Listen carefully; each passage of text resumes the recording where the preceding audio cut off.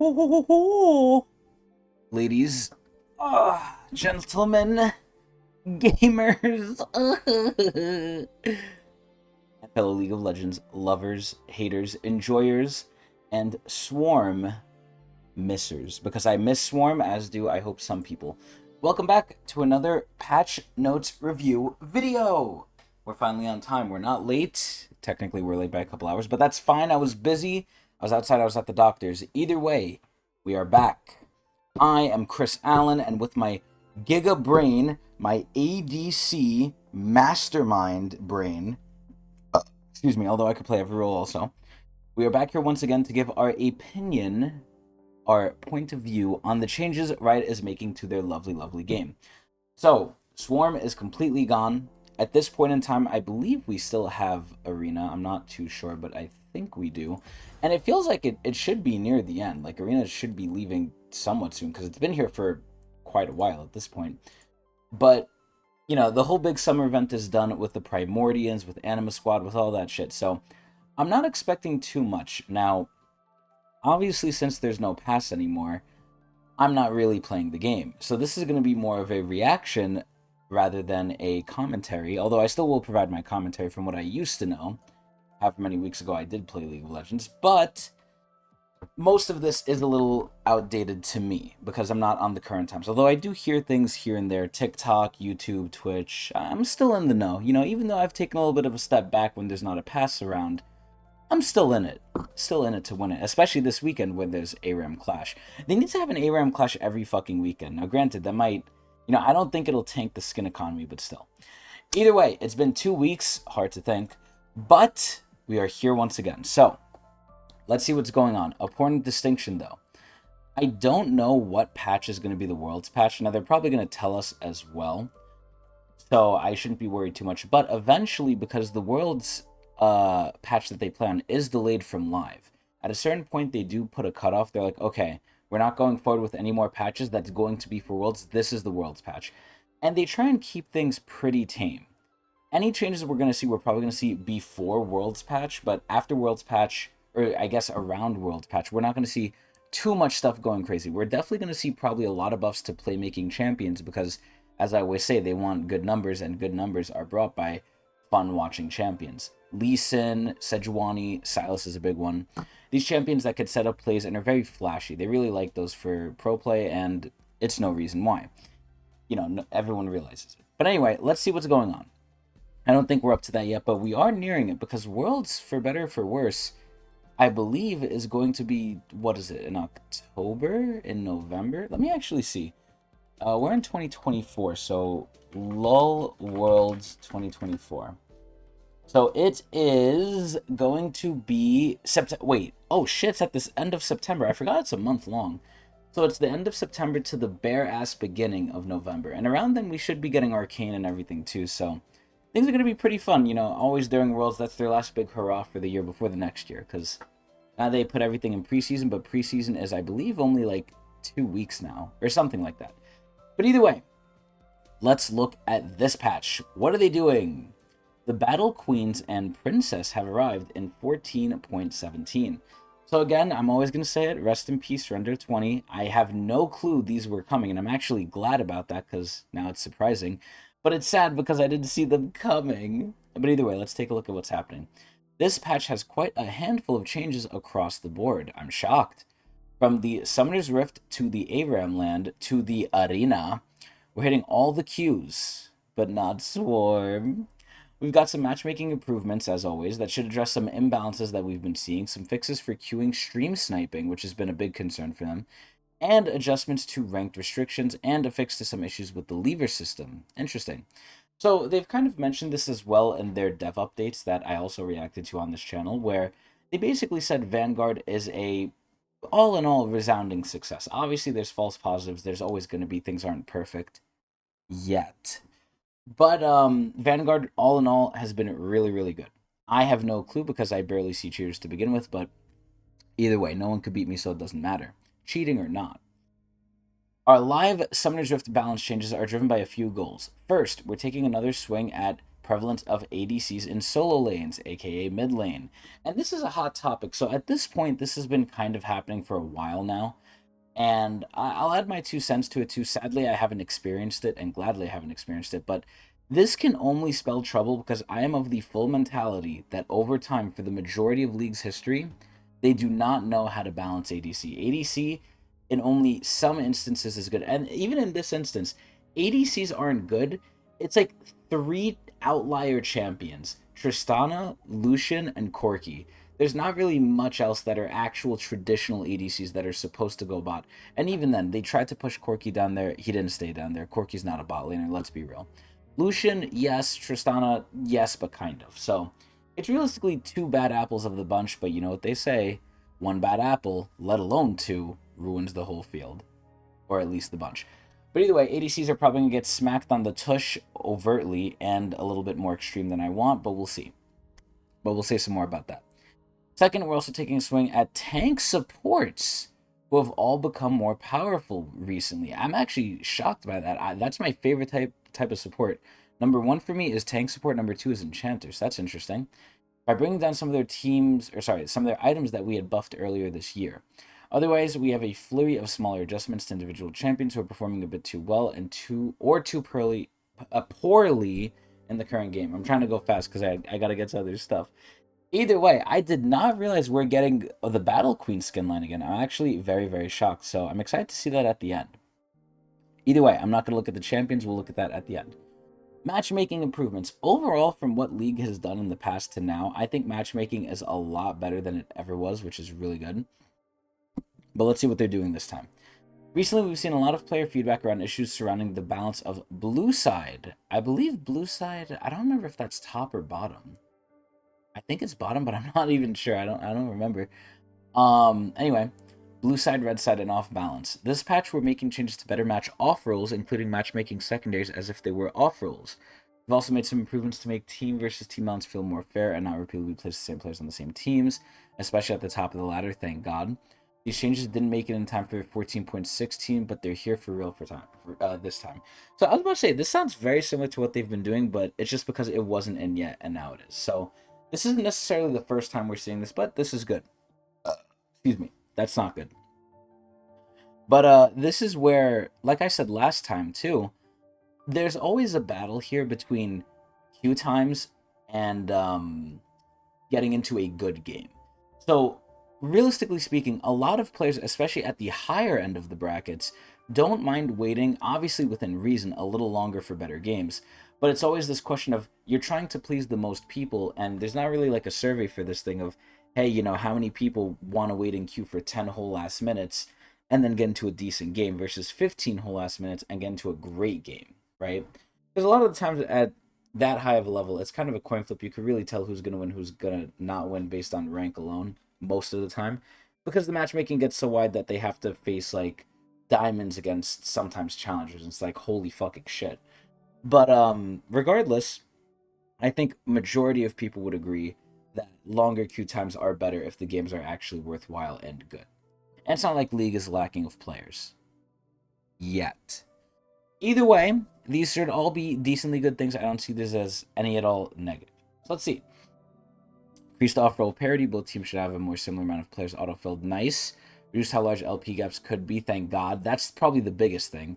Decrease the red versus blue side imbalance, especially in higher MMRs. I never understood that. So did like red side or blue side have like a better team no matter what, or on average? That seems so crazy because aside from just like positioning of Dragon and Baron, everything else should be fairly mirrored. Even in terms of the players you get on both teams, it should be as close to 50 as possible. But either way, it's good that it's even closer now. Anyway, leaving penalties on the table. I believe that these were already addressed last time too, but let's see. We've discovered a bug in our lever detection which resulted in some players not receiving the penalty that they should have received despite being identified as lever. This in particular affected players who triggered remakes by leaving very early on in the game, meaning a lot of those players weren't getting the consequences they should have. The issue is fixed, and now whenever you see someone labeled as lever, they will be correctly penalized.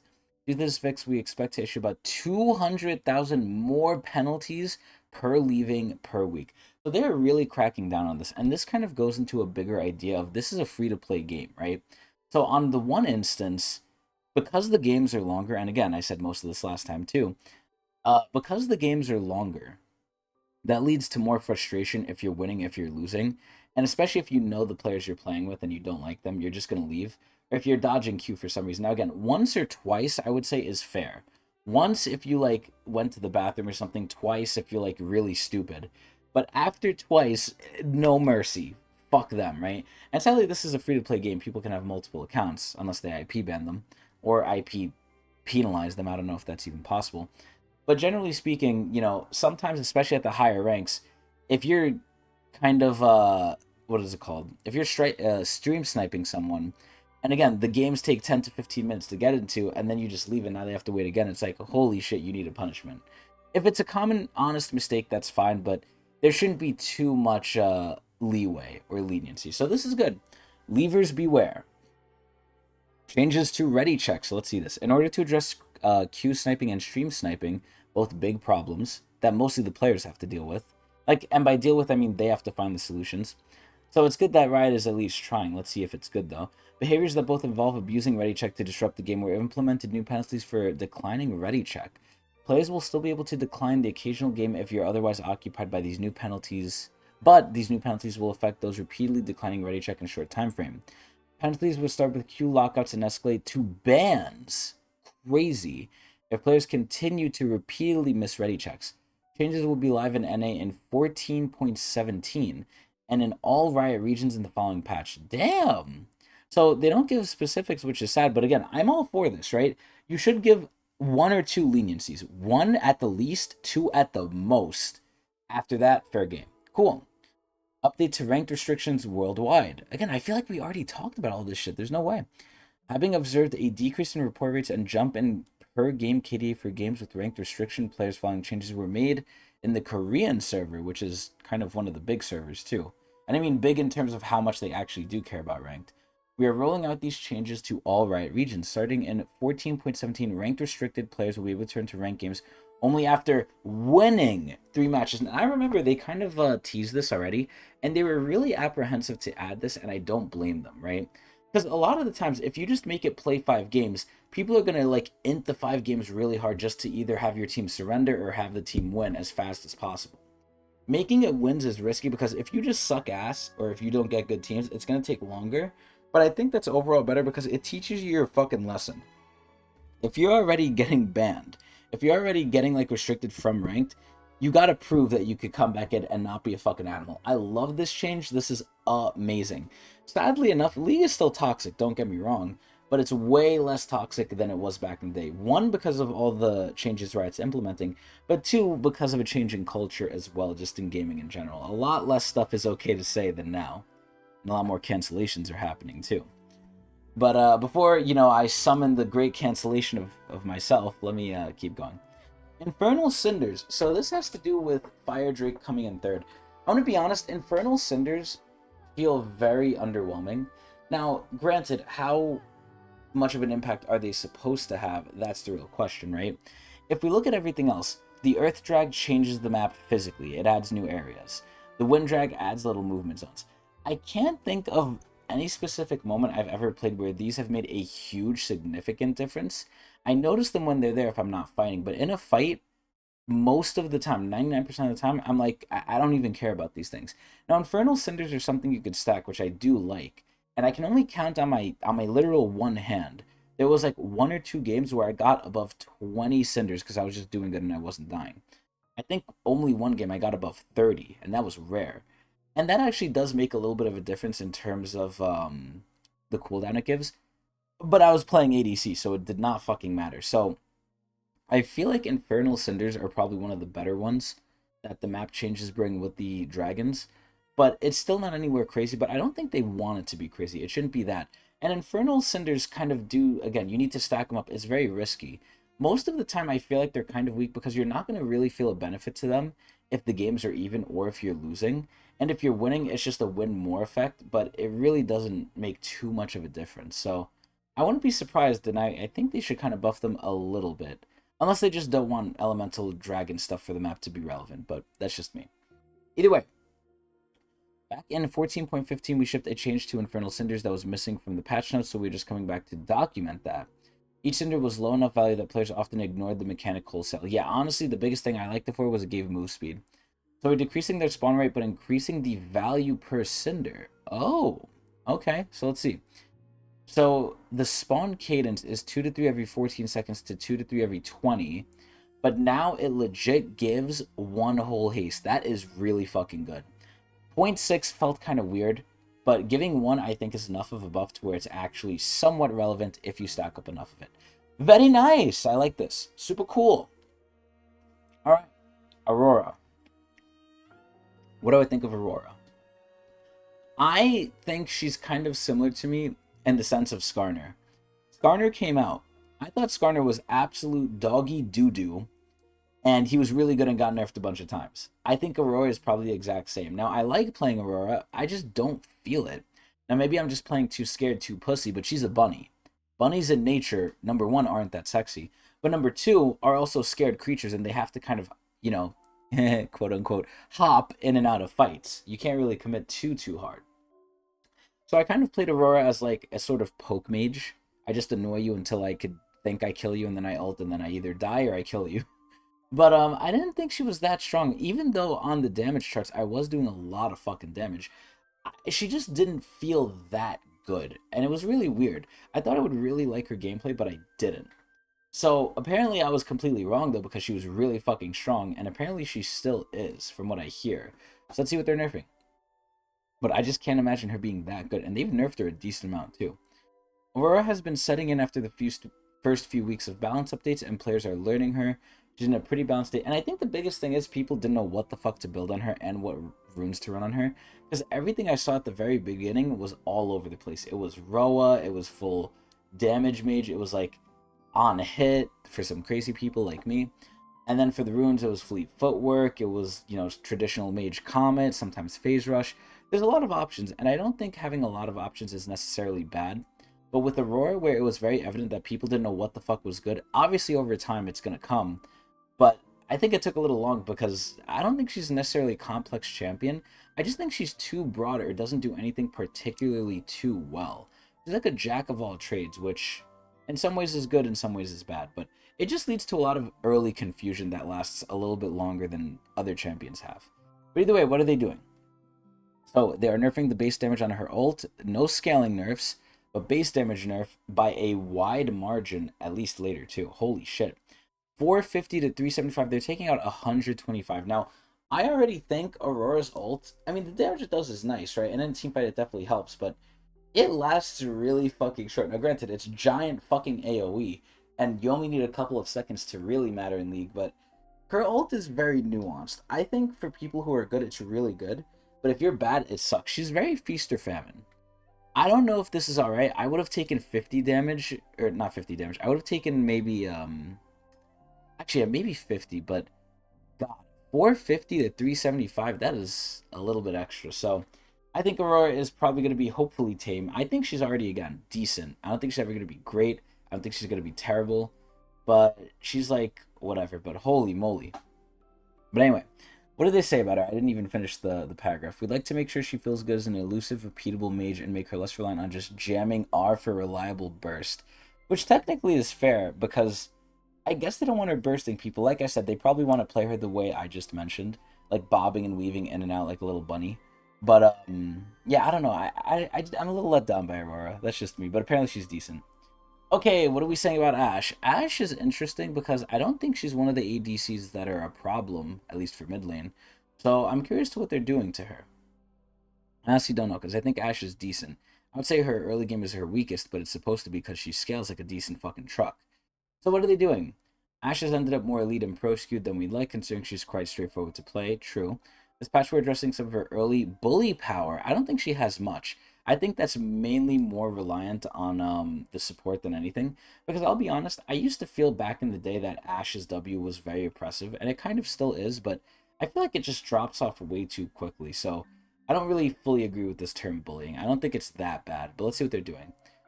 They're just nerfing her base health. Never mind, that's pretty good. So 640 to 610. A little bit of a hit, but not bad.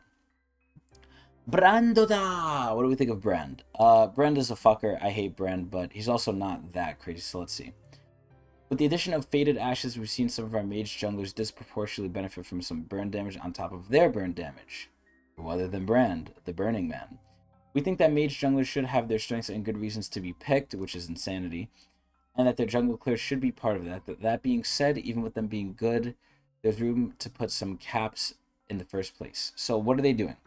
Burn damage now is a cap of 30 damage per second to monsters, and now Explosion has a cap.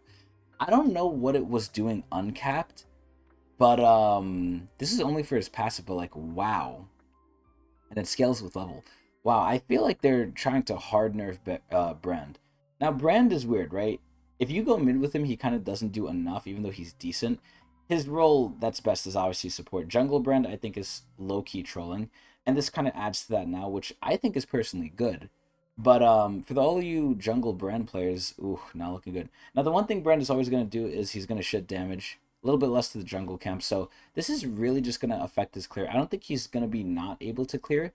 He's just going to do it slower. So is this more in line with other people? I don't know, because they're not giving us enough information to what it was before.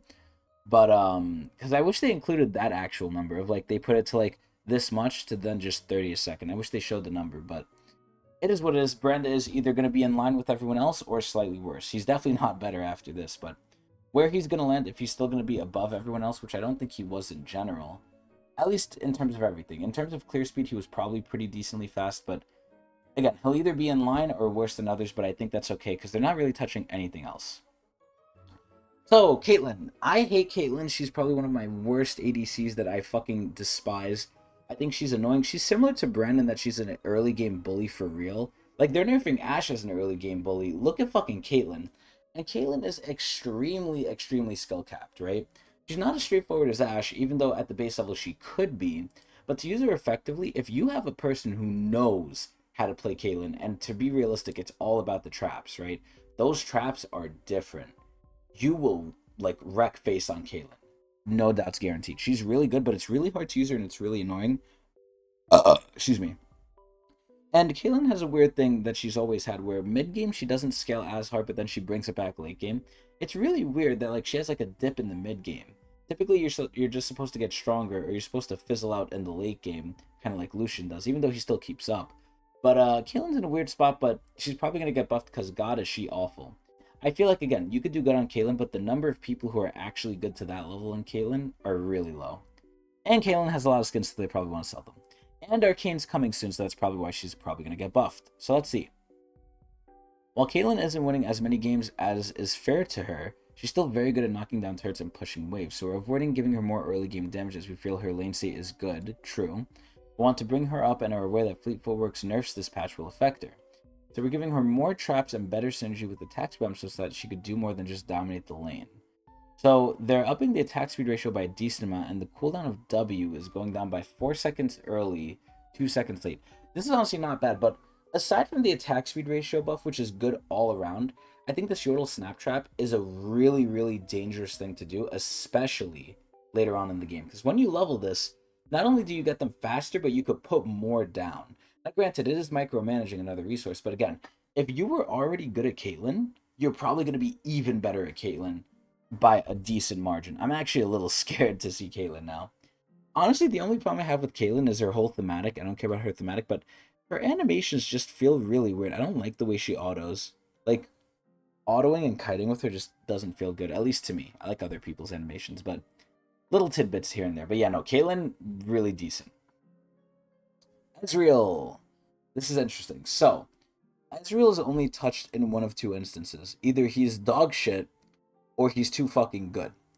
Now, if Ezreal's too good, that means AD as a whole is not doing good. And I've explained a lot of times why, but not traditional ADCs are not in a good spot if Ezreal is meta. Because Ezreal is not a traditional ADC. He's not a hyper carry. And again, if he's good, either A, the meta is favoring slipperiness, it's favoring survivability, or B, he's doing some nonsense obscene damage because crit's either underbuffed or he's overbuffed. But we gotta see. Ezreal has quickly become the most prominent bot lane pick in Pro. I wonder why. Either crit ADCs suck or he's just too safe, too good. As we're gearing up for Worlds, my favorite word, we'd like to inject some more interest in that lane, so they don't want only Ezreal. So we're pulling back on intentionally pro-skewed buffs we gave him a while ago by pulling his early attack damage since he doesn't need to be an early lane dominator. True. And I've seen some crazy-ass clips from professionals with Ezreal. They make Ezreal look good, and then everyone else makes him look bad. But they're taking away 2 AD, which again, might not seem by like much, but in pro play this probably means a bit more. But Ezreal's a little bit worse, not bad. Graves, I think Graves has been in an eternal pit of despair. I think ever since they made it so he's like only really getting armor, he's kind of been kind of whatever. Now, if they give him back as MR, he might go back into dangerous territory, sure.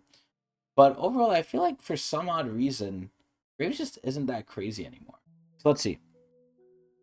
Graves is doing poorly at his current tuning, and we'd like to fix that. And Graves is another like high octane champion that they really like to see for Worlds.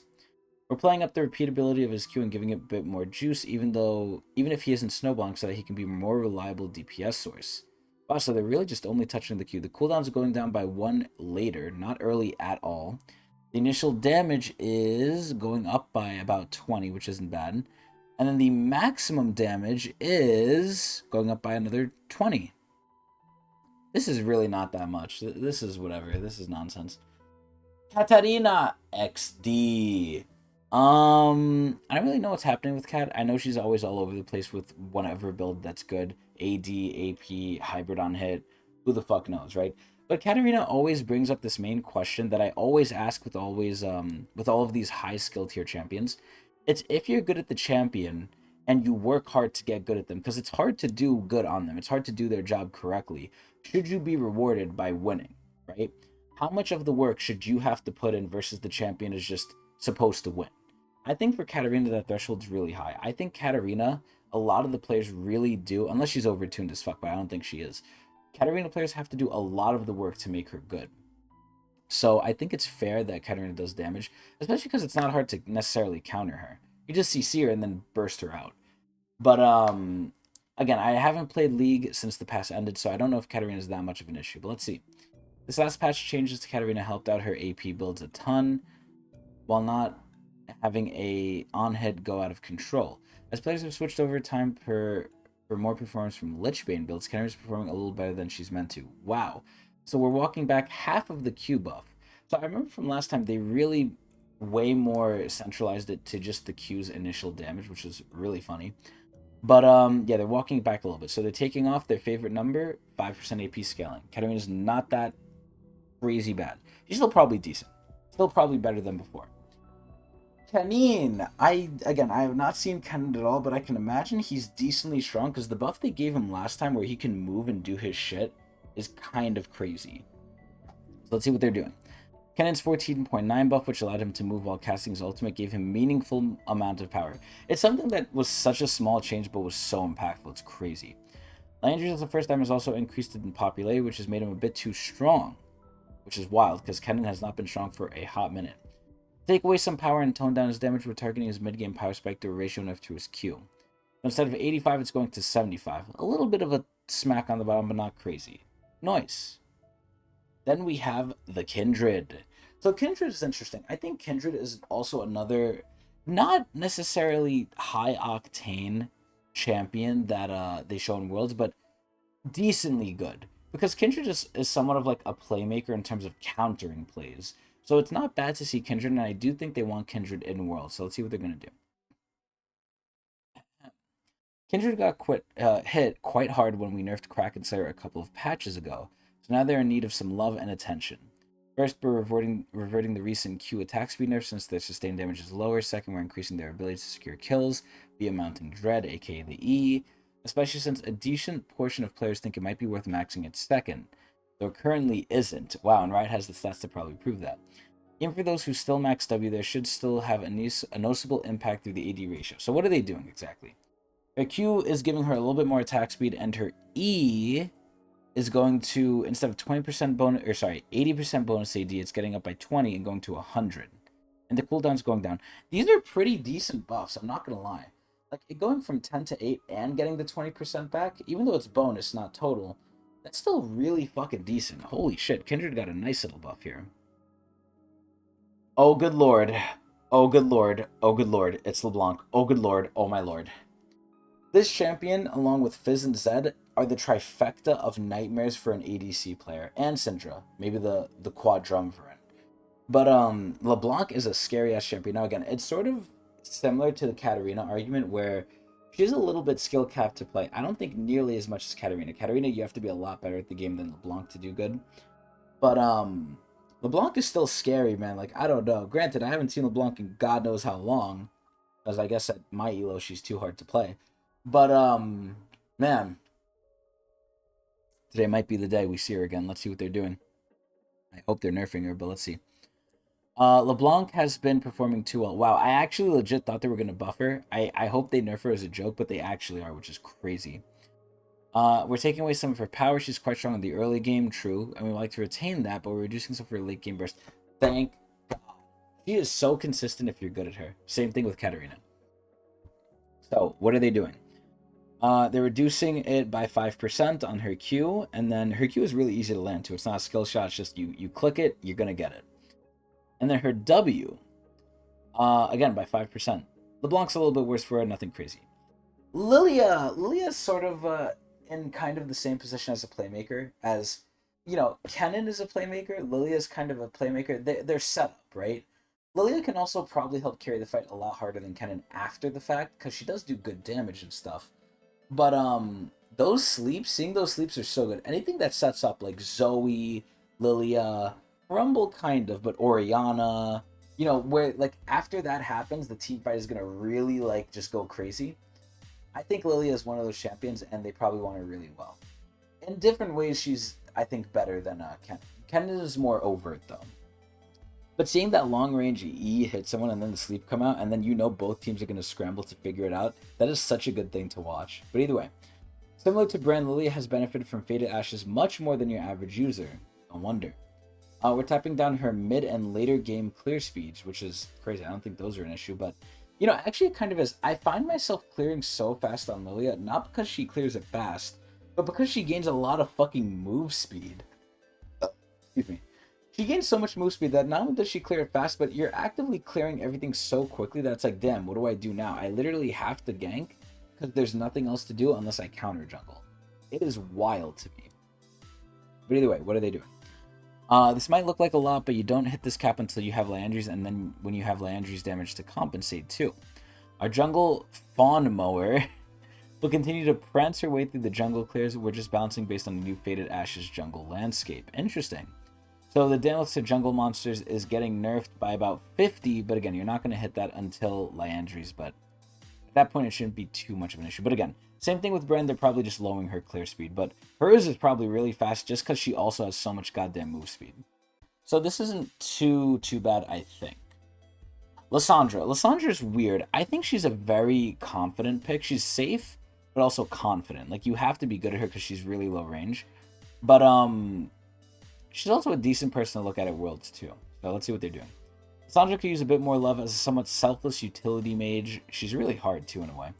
This patch, we're playing up her teamfight utility aspect. They're making her mid-game damage a bit higher. Ooh.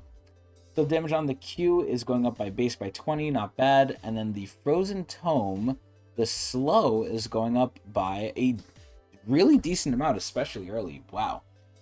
Not bad. Decently good buff for Lysandra, but not anything crazy. Now, we do have to remember that the Q is a really low cooldown. Not extremely low like Oriana's Q, but still really low. So this actually is a decent buff a little bit. Not bad. You still have to hit it, though, but Lysandra's a bit better. Pyke. So Pyke, again, is a playmaking support. He obviously is going to be loved at Worlds, hopefully. But let's see. We're lightly nerfing Pyke since he's performing a bit too well in solo queue. We're reducing his durability to give his opponents more of a window. Wow. Before he starts roaming, and are especially reducing his base armor since it's particularly high. Well, it kind of needs to be because, again, right, I don't think Pyke can build health. So he needs to be tanky. This is actually really scary. Now, granted, as long as it doesn't go into the 30s, we're fine. But having a base 47 armor is crazy. This guy is a fucking tank lord. Holy shit. But, and you get damage from it too. But, at least from building tank, not from building armor. Building health, I believe. But, you know, Pyke is interesting. Again, if they lower it too much, he's kind of in a really, really bad spot without even knowing it. He's very like he's on the diving board, or he's on the cliff, and he's about to fall off. The cliff is where he's good. Once he falls off, he's garbage, I think. But having Pike be squishy is really scary for him because again, he doesn't really have a lot of health to begin with. So he has to compensate with tankiness. But I guess this is fair. Again, I haven't seen too much Pike. I know Pike is widely used though, but I don't use Pike sadly. But this is all right. Again, I think as long as they don't go more than this, I think this is fine. But Pike is hurting a little bit. Again, the more armor you have, the less it matters that you take away.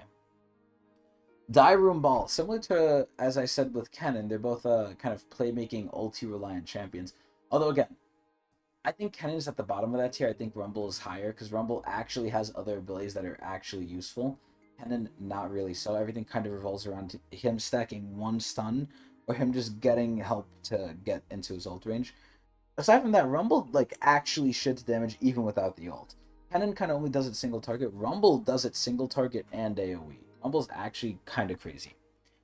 So what are they doing? Rumble is the highest presence top laner in Pro and possibly the strongest or stronger in solo queue than his win rate suggests, particularly if he builds Rift Macha instead of Shadow Flame, which is crazy. I thought Shadow Flame would be a lot better, just straight damage with critting. But reducing the potency of his all-ins in areas and effective tools for trading in lane. Wow, so what are they doing? His passive is now going... No, they're nerfing the target bag's health! And that's it. They're just nerfing it by 1%. Honestly, that's fine. I think he did really good against like tanks or bruisers anyway. Obviously not bruisers like Fiora if you're good, but most of the time this guy was kind of a death sentence. This guy was like secretly OP, really good top, especially into a lot of matchups. The tank you are, the better for him. It's actually crazy. So now we move on to the Bald Rise. I didn't think we would see Rise changes. I don't know if they're doing this for Faker or what, but again, Rise is also another one where, again, look at his ult, right? It's no surprise he's a playmaking champion. They probably want to see Rise, so I'd imagine they would buff him because, God, is he not good. Rise isn't performing very well. Why, they just come out and said it. He scales well, but it's weak, but is weak early, and while he shouldn't be too good there, he could use more agency. We're giving him some extra Q damage to help him trade and clear a bit better. I feel like you have to give Rise a bad early game. If you don't, he's going to just stomp out the whole game, especially in pro play. Reducing how harsh his ultimate cooldown is to make room for more sick plays, which is what they want for Worlds, and give more players more opportunities to learn this atypical spell. True. So how much are they buffing this? Base damage is going up by, you guessed it, 5! Now again, this does have resets and it is decently a cooldown, so it's kind of the same thing with Lysandra, or just anyone with low cooldown that I always say in general. This does add up over time, but this is really fucking small. And at the end of the day, this is a skill shot, so... Granted, you can kind of pop it with the E, so, it's a little interesting. I forgot how the E and the Q interact, but, overall, this is a tiny, tiny buff. Not bad. And then the cooldown of the ult is going down by a decent margin, 210, 200, 90, 80. So 30 seconds oldie, 30 seconds early, 10 seconds late. Not terrible, not bad. Rise got basically a little push. Nothing crazy, little push. Senna. This lady has been an issue. And they've already been touching her. And now, I remember they did the change to Black Cleaver that was allegedly supposed to help her. And that probably helped her too much, so they're probably going to have to either nerf that or nerf her. So let's see. Senna's new optimal build, both AP Enchanter and Black Cleaver, there it is, are currently overperforming. While we're happy that she's a viable AP Enchanter, which is disgusting, it should never be dominating her itemization, so she's receiving both some flat nerfs and taps to her AP ratios. In case you haven't watched the video from your favorite influencer yet, let's be clear. Go buy a Black Cleaver. They really want you to rush Black Cleaver. That's crazy. Senna is so niche, it's so crazy. Like, again, I've said this before, but to play Senna, you really have to describe it in such a weird, different way than what is normal. Oh, give me. Thank you. No. Oh, Hitora. Anyway. Grandparents interrupting me, giving me cucumba. Because as always, as everyone should be when watching these patch notes, and as I am, we need to stay hydrated.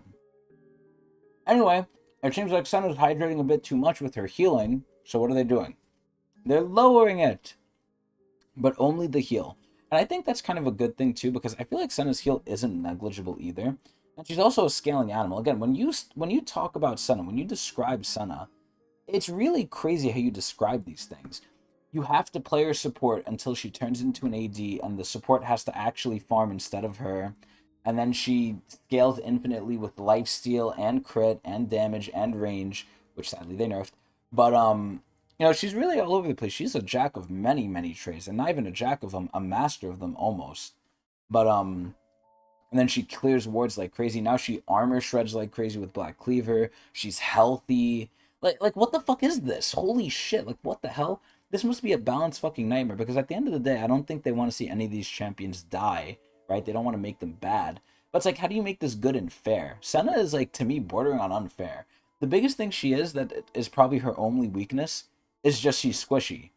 But if she's building Black Cleaver, she's not that squishy. And she's not as much of a hyper carry as other people. But aside from those things, which are not crazy bad things, it's like, damn, this character is crazy, man. But either way, the heal is going down by 20. And AP ratio is going down, not bad. And then her ult is going down by 20% as well. This is fine. AP Senna should not be a thing. Senna's already enough of an issue.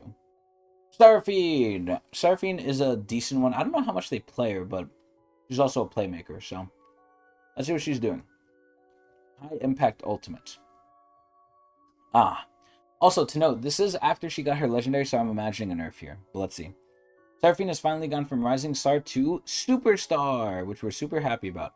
However, she's quite overpowered as players have come to optimize her builds and ability order, which I don't know how they haven't done yet. She's been out for forever, but whatever. We hope to give Seraphine players more options with their ability orders, but right now the only option is always max W, which is crazy. But the W is getting nerfed by 20, and then the cooldown is staying at 22, which is a big slap on the ass. Wow. So, yeah, don't max W, I guess. Cool. I don't think Seraphine is that crazy, but she scales like crazy, though. She actually does scale, like, pretty decently. Either way, Sylas, like I said, Sylas is a core staple of Worlds and just pro play in general. They're never going to make sure he's too good or too bad, but just right. Like, what the fuck was that? What's that nursery thing? Goldilocks. I think it was Goldilocks, where she, like, eats all the bear's food, and it has to be just right. But either way, Sylas, what are they doing? So Sylas is going through a little bit of a weird metamorphosis. Metamorphosis! But they kind of changed him from being just a burster, which was kind of unfair and crazy, to more of a bruiser that lasts a little bit longer, which I personally like. I like the idea that Sylas just is like a bulky guy in the fights that just kind of survives and you have to deal with him over time. So what are they doing? After reshaping Sylas to have bonus health included in his kit, we've seen him have an unfortunate roller coaster ride.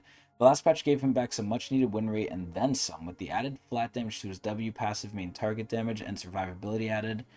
We think he has a little bit of room to be taken out of his guaranteed damage that should have him in a great spot. So what are they doing? The W, Kingslayer, is getting nerfed by, excuse me, not that much, by 10%.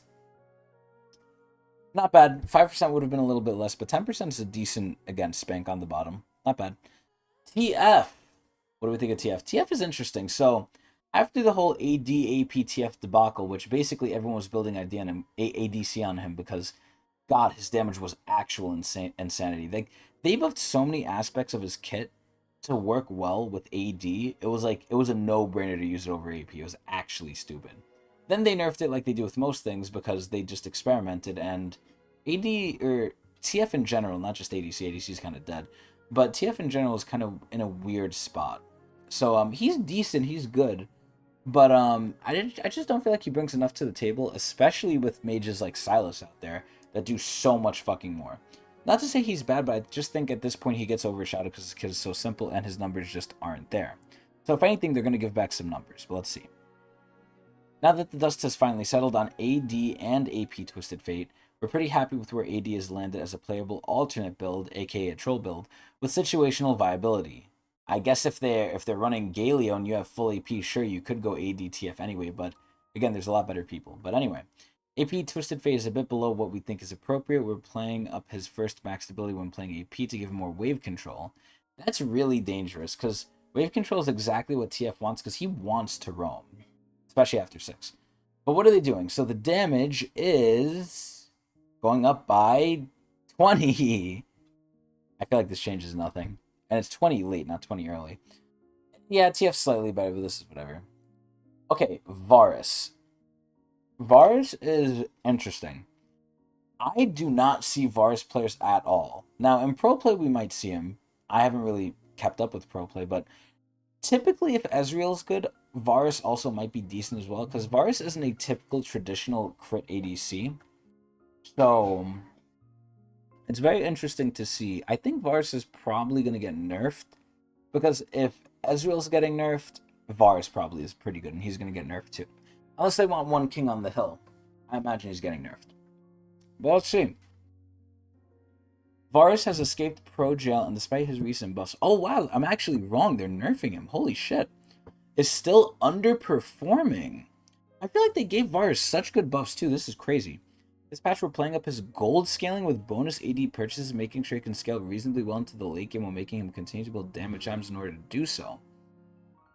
We acknowledge that these changes will buff his lethality a bit, a bit more than his on-hit ones, but currently his lethality builds are extremely weak, which is good. Fuck lethality, Varus.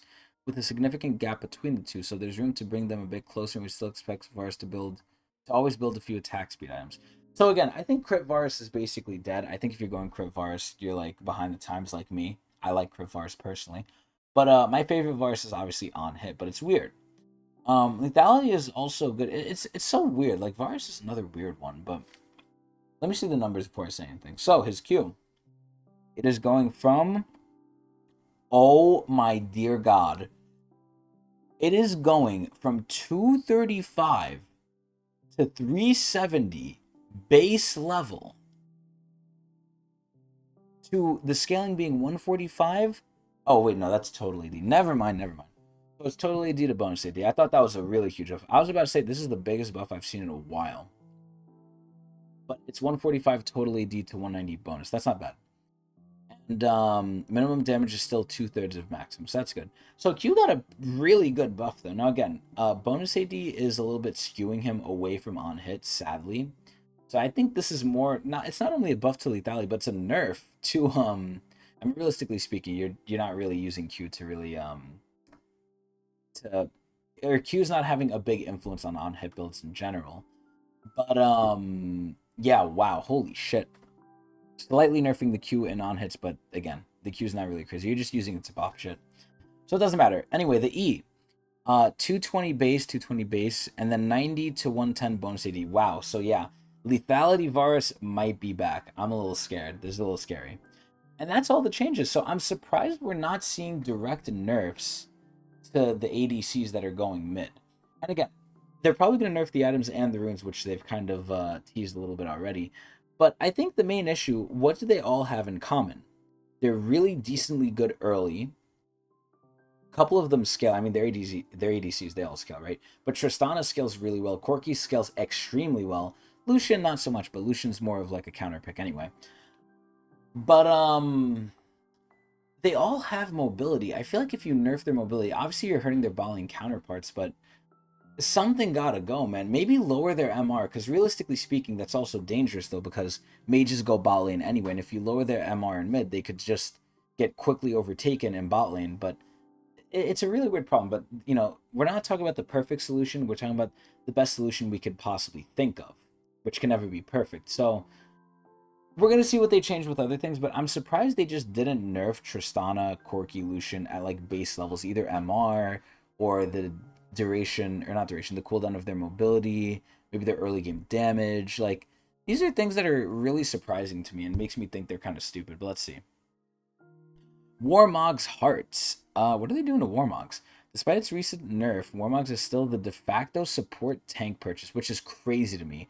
I thought people who were building this early were trolling, but come to find out, it's true. And I've seen people build this early, and I was so confused. I was scratching my head. I'm like, what the hell? When I was playing with Jalik, it was recommending Jalik, excuse me, who's a new player to support, to build this shit. And I was like so confused. I was like, why are they recommending you this? But it's because everyone else is doing it. It's like, what? But I guess, you know, sustainability is king. And that's another issue too. A lot of sustain is happening with ADCs to where it's really helping them. The biggest thing an ADC wants is sustain. But let's see.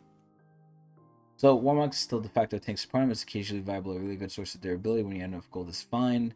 but it's crowding out all the other support tank items. It's too strong in too many games.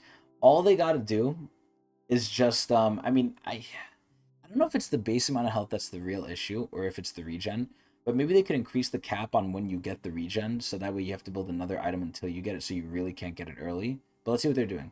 They're upping the cost and they're lowering the move speed. Wow. I guess it's the base stats that are too strong, I guess. I don't really know. I feel like it would be the regen realistically, but who knows? Celestial Opposition. I don't play support enough, especially tank support enough, to even know fully how good this is or fully what it does. I know it's the one with I think like the Pokeball circle around you that gives you armor and MR, I think. But let's see. We're taking it down a peg, so they're nerfing it. We're tackling its ability to completely lock down enemy champions and making users rely more on their base kit for that effect. Oh wait, no, it's slowing. Wow. So they're nerfing it on both aspects. They're nerfing the straight up slow and the duration. That is a little bit of smack on the tush. Okay, this rune, Absorb Life. So this came out, and I thought it was absolute fucking ass. Then I think they buffed it, and now it's too fucking good. And it scales too, which is weird, because I thought it was more of an early game thing. Because late game, what healing do you really need? Like, when do you really CS in the late game? Because its strongest version is late game. That's kind of how they set it up. So I'm really curious to see what they're doing with this shit. Though its win rate is pretty close to comparable options in precision, we'd like if Absorb Life was a rare pick for when you really need it, instead of a default pick that wins lanes through sustain. They're going to kill this thing. They're going to kill this thing. This patch, we're making Absorb Life weak on average, meaning it should only come in handy when you really want to recoup health, especially late game. See, again, when do you want, like, when are you just going to be, like, out of a fight? Unless, like, you ace them, when the fuck are you going to be like, okay, let me farm? At that point, you don't even need the health. You should go back anyway. Like, this doesn't make any sense. But either way, let's see. So they're adjusting the formula. So level 1 to 5, they're kind of giga nerfing it. 6 to 10, they're decently nerfing it. And then 12 to 18, or 11 to 18, they're kind of nerfing it a little bit, but not that much. Where it's getting back to its previous flow. But again, I feel like the late game one is where you need it the least. It's so weird. Now, that's not to say they didn't nerf it early. They did, right? 1 to 2 is very fucking little. Like, at that point, what? You're getting, like, 5 to 10 health recovered if you hit every minion CS in the whole wave. And again, this adds up, sure, but it's like, this is nearly nothing now. They're going to kill this thing. Holy shit. Okay, so cut down. We're walking back our buff because it no longer needs the extra push. So what are they doing? So they went from above 50 to above 60. That's fine. This was coming a little bit too broad. Above 50 is really fucking broad. Above 60 is, I think, a good sweet spot. Oh, Lord. Fleet footwork. Okay.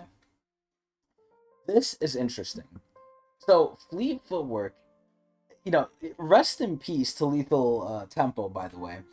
But fleet footwork is such a weird fucking rune. I feel like they've nerfed the shit out of this thing. They have nerfed fleet footwork so much, and the main issue is that it provides too much fucking healing. I don't know how many times I've seen them nerf the healing. They've nerfed other parts too, but it's like, it's mainly the healing that's the main fucking issue. I feel like not only is this a shell of its former self, but it's like, how is this much of an issue still? Like, holy fucking shit. I'm surprised they haven't removed this shit yet, or just completely removed the healing and made it a move speed option. But either way, what are they doing? Similar to Absorb Life, a more defensive pregame option like Fleet Footwork shouldn't be the default room for choice for so many champions. Well, that's the issue now when you remove another big option like Lethal Tempo. What are you going to go? PTA or Fleet Footwork? Every time people are going to prioritize safety over aggression most times. Unless the aggression is guaranteed, which it's very much not. Safety is just a better pick for this style of character anyway. So I'm curious because there's, not only ADCs use this, other people sometimes use this, although there is better options.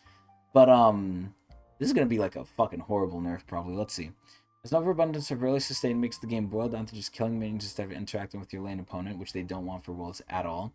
What's more, the rune makes matchups with the range disparity almost unplayable when piloted by exceptionally skilled players. See, and this is weird because it's already, like, reduced for minions, and I believe it's reduced for range, but I'm not sure about that one. This patch, we're nerfing Fleet by addressing its ability to keep out of reach of enemies by tapping down and sustain, especially for solo laners. Oh. So the move speed, so I don't understand why they mean especially for solo laners. This is literally affecting everyone. So the move speed is going from 20% to 15%. And the time is getting lower too. The duration is getting lower too, which is insane. The heal is going from 5 to 120, from 5 to 100. Again, the biggest thing is, and I guess it's sort of nerfed, although we don't see the real graph of it. But the biggest thing that's the problem with this is early game, not really late game. Like, they're talking about laning, so I don't know why they're nerfing it late. Now again, that does have some significance with how it gradually increases, sure.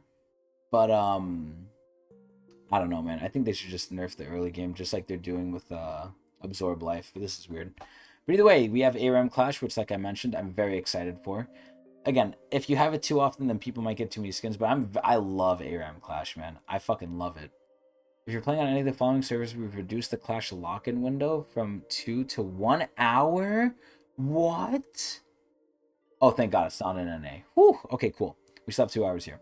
Nice. So this weekend, that's cool. Bug fixes and quiet life changes.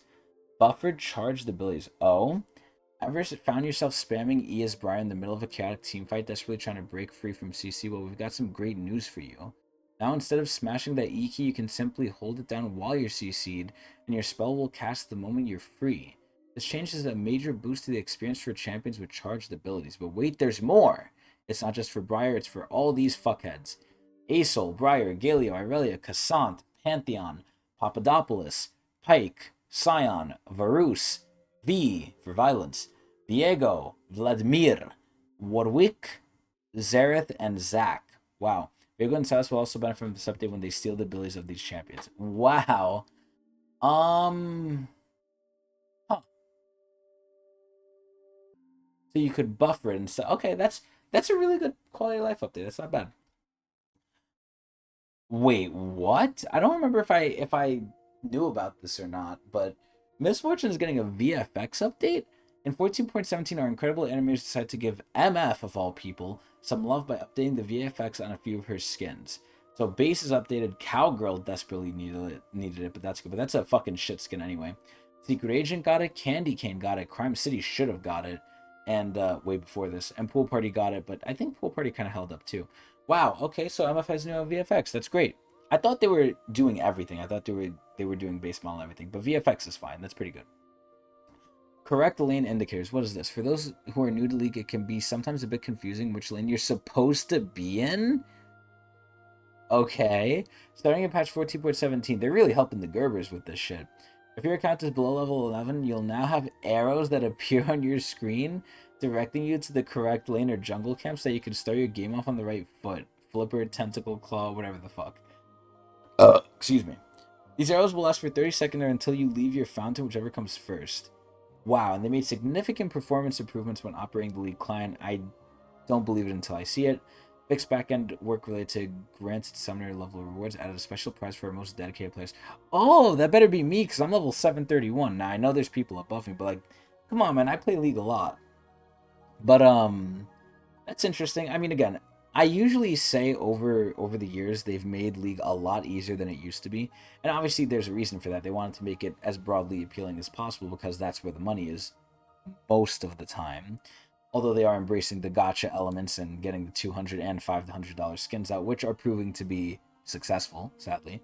But before that, they were trying to appeal to the masses, and they were doing it decently well, to the point where they were making things like jungle and just item building very, very easy. Now, I don't think these things are... It's a weird line, right? Because some people are going to hate it, some people are going to love it, but overall, it's the best business decision, and overall best for the majority of casual players, because that's, in reality, what most people are. They're casual. But I think this kind of goes in that realm, but it's a very low level of like babying people. Just telling where you're supposed to go for lane, and especially for newer players, I think players should already kind of come in knowing this. But it's good that they show it. I think this is even better.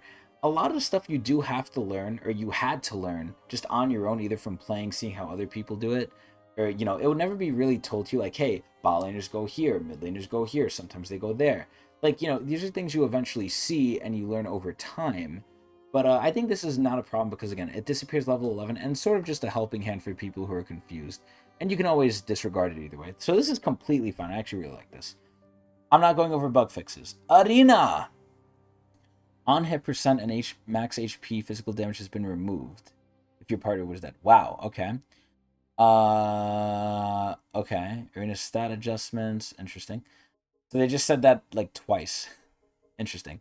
Augment offerings have been adjusted. Okay, I'm not going to really read all this. I really don't know when Arena's going away. It's been here fucking forever. Holy shit. Added a damage tracker to fan the hammer. I wish they would just add in so I could get mastery and chests, man. Fuck. They fixed a lot of bugs. And then ARAM. I'm actually more curious about this. Hello, ARAMers. In this patch, we're making adjustments to both champions and rooms. Champion changes. We're primarily focused, and I always say this for ARAM.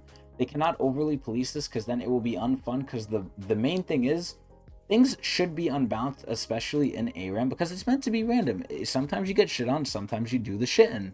You know, it's a coin toss, and that's what it's supposed to be. It's random. But I think if they overly police it, it's going to be a lot less fun. Perfect balance is perfect boredom. Perfect misery. Either way, I got that from Overwatch from Lifeweaver. So champion changes. We're primarily focusing on reactive bounces, removing extra buffs from champions that have made them particularly difficult to deal with. For example, Nocturne has been quite reliable with his ultimate and Axiom arc. Well, no, duh. So introducing changes to make him take on a bit more risk when diving in. Rune adjustments. Oh, so they didn't really mess with a lot of the other runes either. I'm actually shocked. Like, obviously Fleet they touched, but nothing else. Huh. So I guess the main perpetrators, and I guess ADCs are not as bad as I thought then. Maybe they actually are getting them under control. It was just Fleet and Absorb Life. Which, you know, fuck them anyway, but I love press the attack. But either way, what are they doing? Rune adjustment. Go through and just to give players more options that better fit their playstyles. We're modifying runes designed for Summoner's Rift laning, which may not be ideal for ARAM. We're starting with keystones and evaluate how these changes impact different classes. So, Electrocute, Comet, First Strike, Dark Harvest is the most popular rune choice for mages and assassins. We want to offer these champions more diverse options. Shut up. I feel like Dark Harvest is only really good in ARAM because you could proc it so often, and you're really never going to use it in Rift because it's really not that good.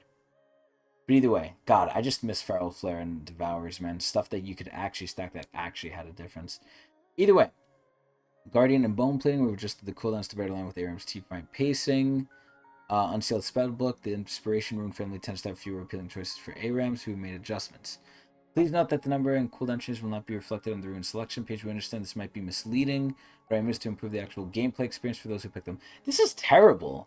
This is actually terrible. A lot of people who don't read the patch notes, because they won't know this shit. This is horrible that they're not changing that. We look forward to hearing your feedback. Wow. Okay, so buffs. Ashe. Slightly better. Varus. Slightly better. Nerfs. J4, Udyr, Nocturne, Yumi. Wow. Adjustments. Karma. So runes. Electrocute's doing more. That's not bad. Hail of Blades is doing a lot more. Holy shit. Arcane Comet, cooldown's less. That's good. Honestly, this is actually becoming better and it's more fun. So instead of nerfing things, they're raising other things up, which I think is perfect for ARAM. That might create a little power imbalance or just too much power in Rift, but ARAM is supposed to be fun. And making things overall lesser cooldown while not nerfing anything is great. Unsealed Spellbook, start time 3 minutes. That's great. Swap cooldown 20. That's great.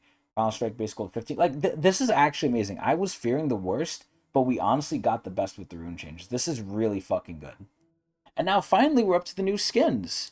So again, the only one I know about is the Annie one, because they had that in the dev blog, and I saw funny pictures of it. But, oh my god. Okay, and I see something there. Holy shit. That's another controversy. I'm shocked this came out here. But let's see the skin. So, we have Battle Queen MF, like MF needed another skin, but whatever. I think it works out well. I think the theme is nice. We have Battle Queen Gwen. I absolutely love Gwen. I adore Gwen. The only problem I have with what I see from the splash art here is it looks like a Valentine's Day skin more than anything. Battle Queen Fiora, which is really good, actually. I really like the whole thematic. I think she fits in really well.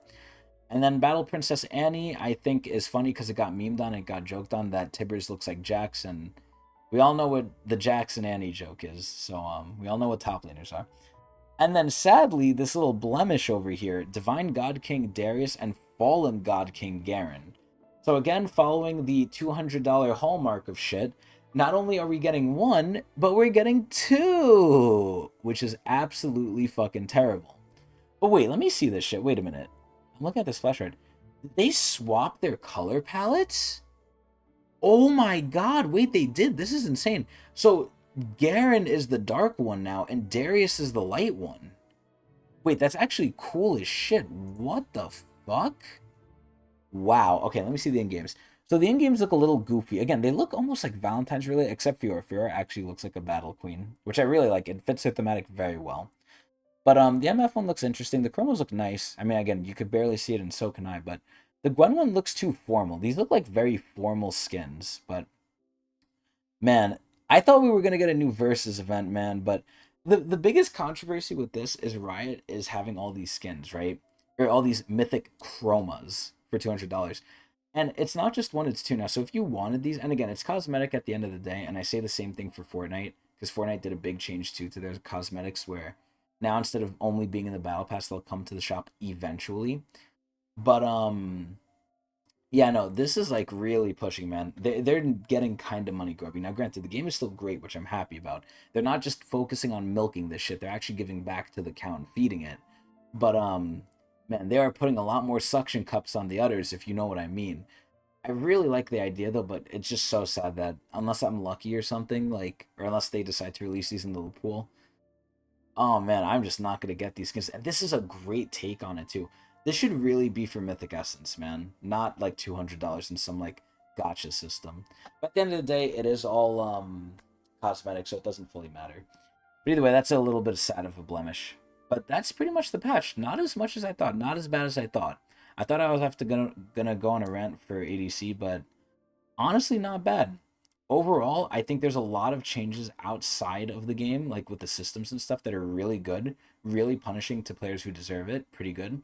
In terms of changes, again, nothing too crazy. Again, the magic number 5 and 10, maybe 20 here and there, but nothing wild here. Nothing honestly wild. I think the biggest thing was probably Varus, and that's it. And that's an ADC technically, so we kind of eaten well. And everything else was kind of whatever. And the buffering is good. Overall, as a patch, I actually think this is like half decent. I'm not that upset by it. I mean, the skins are a little maybe on the weaker side, but I really got to see them in game. I don't really like their in game looks so far. I mean, they're not terrible, but like they're not crazy. Let me blow this up. Yeah, Gwen looks like Oriana. She looks like a doll. I mean, again, she looks more regal than anything. I like the regal look, but I don't know if they added enough to it. But either way, I'm probably gonna give this patch like a hmm. I would say a semi decent 6.5 out of 10. 5 being completely neutral. I think this is an okay patch. I was gonna give it a 7, but it really is. Actually, I will give it a 7. A lot of these systems are good. If it was just the patch like stuff itself, if it was just like the number buffing stuff itself, I'd be like, this is whatever. But the fact that it's that with all the other stuff on top of it, I'll bump it up to a 7. 7 out of 10 Mark Miles. So we draw ever closer to the Worlds. If the Worlds patch isn't next patch, it's probably going to be the one after. And we're going to have a lot of fun with that. If I decide to keep doing these, I'm not sure if people are really attached to this because as much as I like it, I've been trying to sort of redefine what I do and what I don't do. That's not to say that I'll never do patch notes again, right? I'm still planning to do them relatively, but I'm really curious if there's a market for it because I'm reevaluating things. But either way, I hope everyone enjoyed. And if you enjoyed, please let me know if you want me to do more patch notes. But that's gonna be it. And hopefully we'll see each other again in 2 weeks. And hopefully you watch me at Twitch TV/Tecnics channel. Eee!